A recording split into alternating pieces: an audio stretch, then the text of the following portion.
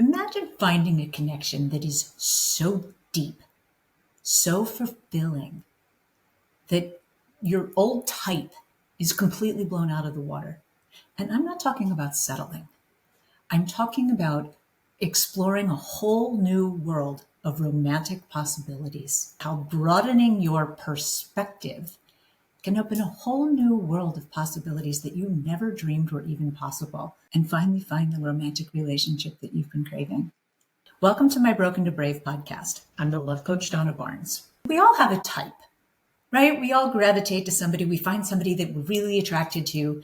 But my favorite expression is nothing changes if nothing changes, right? I've talked about this. It's like the definition of insanity, that you keep trying the same thing and expecting a different result. And when that comes to relationships and dating the same type over and over and over again, that's why it's not working out for you, or it hasn't worked out for you yet. And I'm a little bit talking from experience here, because I kept picking kind of the same person in different wrappers, if you will, right? Because my type wasn't necessarily physical. It was emotional and personality based and intelligence based, right? Which that is still of paramount importance to me.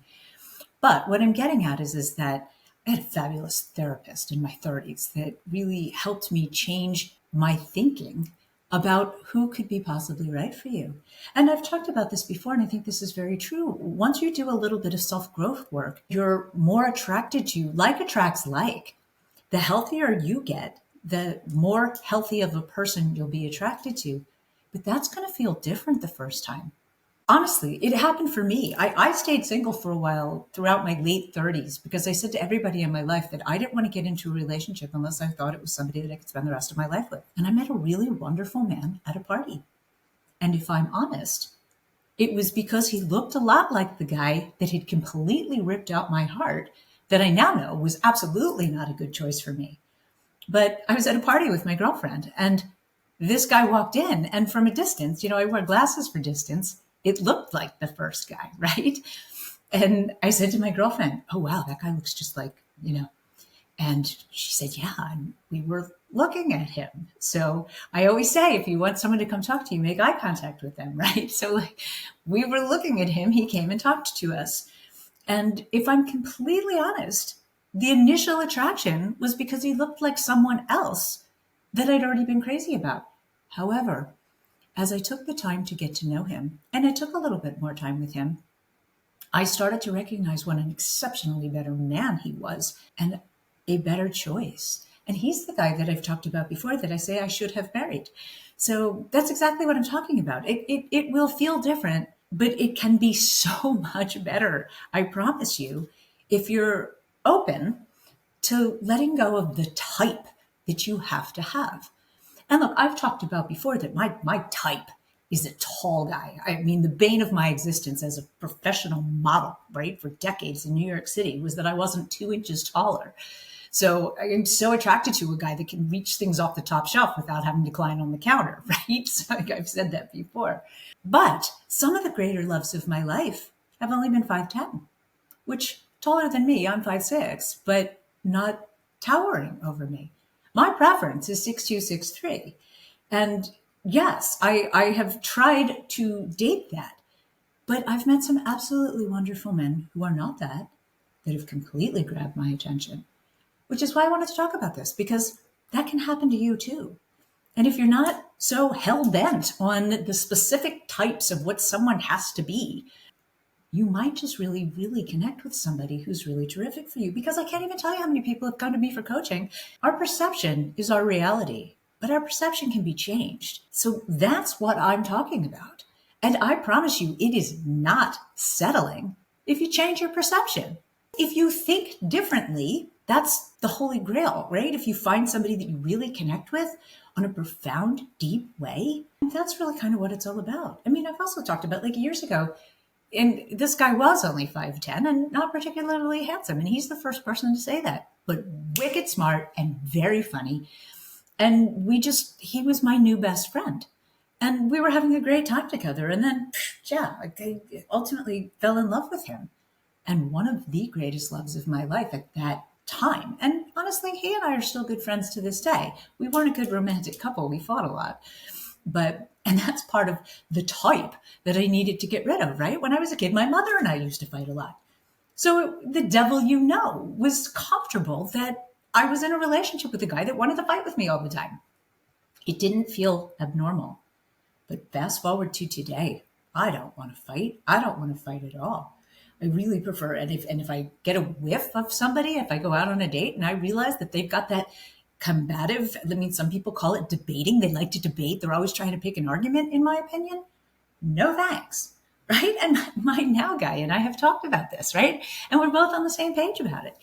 And that's kind of what I'm talking about, right? It's really about, look, I've always said I want my best friend that I can't keep my hands off of. And yeah, it took me a really long time to find that. If you're hell-bent on that crazy attraction, I'd like to put a new idea in your head that crazy attraction usually grows out of that deep connection, really fulfilling connection with another human being, that emotional intimacy where you can become attracted to somebody that you didn't think you were. Because I'll tell you, one of the greatest loves of my life that I resisted dating, handsome guy, athletic, fit, really did check a lot of the boxes, but I just wasn't that attracted to him. But I really enjoyed his company. I had a great time with him. And he played it well. He wasn't coming on too strong. He wasn't over monopolizing my life, but he kept showing up. And I did enjoy his company. And if I'm honest, I delayed having sex with him for quite a long time because I just really was like, I don't know. I really like you, but I'm not into you. And that's exactly, I guess, what I'm talking about, right? When you really like somebody, but you're just not that into them, explore that, because that guy ended up becoming one of the greatest loves of my life and was absolutely my best friend. And quite frankly, is still kind of my best friend to this day. I mean, now I'm in another relationship with who's rapidly becoming my best friend. But the other guy, I mean, shoot, I've known him for a decade now, right? So like, that's my point. If I had, and I did meet him on Tinder, I guess, right? So like, he was attractive enough that I swiped on his picture. But my point is that don't hold out for somebody who's checking all the boxes, because that might keep you alone for a really long time. If there's somebody that you just have a great time with and you really enjoy their company, and when they ask you to do something, you'll say yes again because you enjoyed their company and you wanted to be around them, that's the beginning of a really good relationship. And you are what you think you are. If you decide that you are attracted to him or her, you will be. I promise you that. Your thoughts create your feelings. And if you're telling yourself, yeah, I just wish I was attracted to him, I'm just not attracted to him, that's why you're not attracted to him. But if you were to tell yourself, he is kind of sexy when he does this, or kind of like when he does that, and he's really nice to me, and he treats me the way I want to be treated, and you tell yourself, maybe I could fall for this person. I'm talking from experience here that, they say you got to kiss a lot of frogs. Some of those frogs are actually Prince Charming. They're just not your Prince Charming. Your perception is your reality. I would really encourage you to write with pen on paper, because your brain processes information better that way. What is most important to you in a partner? And don't talk about the physical at all. Because I think we all go to that first. I mean, as a matchmaker, I ask people, what are you attracted to? Do you have a type? Do you like dark hair? Do you like light hair? Do you like bald? Do you like facial hair? I mean, it matters. But to that point, I had a very beautiful older client who met a guy that she actually really liked, but she said, I can't stand beards. She didn't want to do that. And I said, that's changeable, right? Beard, you can shave that, right? That's exactly my point. Certain things are changeable, and I don't think you should hold as a deal breaker anything that is actually changeable, like distance. Sometimes you don't want to date somebody who's not in your same town, but if you really connect with somebody, that's changeable. Don't discount somebody on changeable things. I mean, geez, I picked up and moved to Los Angeles for that guy that I said was only 5'10" that I didn't think I was attracted to. I needed to do that anyway, and there were things that I needed to do in that town. But if I'm honest, it was a big impetus that I wanted to be closer to him. And then as that relationship ended, I really wanted to be back in New York, largely for the guy that I said first ripped my heart out. So I also just prefer New York. But my point is, things that are changeable, you shouldn't hold out as deal breakers in what you're looking for. And if you're really honest with yourself and you write a list, pen on paper, of what is most important to you in a partner, and nothing to do with the physical. For me, it's intelligence. It's also just the same kind of personality that, who do I want to talk to about things? Who do I feel like I can talk to about things? Who's my best friend? That's what's most important to me. Yeah, lifestyle is important and how you do things. And, I just made another video about your sleep style. That's important too. And career stuff. Holding a hard boundary that you need somebody of a certain affluence is another way that will really keep you single, especially if you have some sort of affluence yourself. Look, finances, I know, are really important, and money is usually the number one cause of divorce, right? So I'm not saying somebody that is completely looking for someone to take care of them. I made another video about how to recognize a scammer because unfortunately there's a lot of those people out there. I'm not talking about that because look, as a matchmaker, I had a lot of very successful women who said, I need a guy to have a certain amount of wealth. I had two really beautiful older women who flat out said to me, I need a man who makes more money than I do. And they made a lot of money. But here's the rub of that as you get older. If a guy's got a certain amount of wealth and he's attractive and he's checking all those boxes, he can get a girl 20 years younger than him, and he wants that. It may keep you alone. If you have obtained a certain amount of wealth in your life and you are comfortable, why do you need the man to have that? You don't have to be his sugar mama. You don't even have to reveal to him how much money you have. Just really look for a true life partner, especially if you're older. If you're in an older demographic, I'm in my 50s, it's not about starting a family and building a life together that way. Look, if you're really just looking for someone to connect with and you want somebody to be your partner and go through life and things like that with, then honestly, career should be on the bottom of your list. And yes, I get it. Look, I'm a New Yorker, right? People of wealth just carry themselves differently. They have a different confidence about them, really, right? They have an air about them that is just relaxed. But that doesn't mean that people that haven't obtained that kind of wealth can't have that same kind of confidence about other things. In fact, in the entertainment industry, a lot of people are just very creative, which have brought them a certain amount of affluence. I'm just saying, think outside the box a little bit. Like the classic avenues of the old money is harder to connect with, largely because not everybody's single. Like I've said before, most people are connected to somebody else. The less parameters you have on who could be the match for you, the more open you are and the more likely you are to really have that deep connection with somebody that's fulfilling. And isn't that the most important? I mean, for me, the gauge is who do I want to climb in bed with at the end of the day? I want it to be somebody that I'm really excited to climb into bed with, right? I mean, I was at a big social event with my guy, and at 9:00, he looked at me and said, "Are you ready to go?" 100% I was ready to go because I'm excited to climb in bed with him whenever. And I think that, for me, is the gauge of a really good relationship. Who do I want to go home with, right? Who do I want to spend that time with? And because, honestly, years ago, the guy that I said I met that it felt different when I first started dating him, 2 or 3 years into our relationship, we moved in together. So it was while we were living together, we were taking a cab home from downtown one night, and we were making out in the back of the cab, and the cab driver got pissed off and pulled over and made us get out of the cab.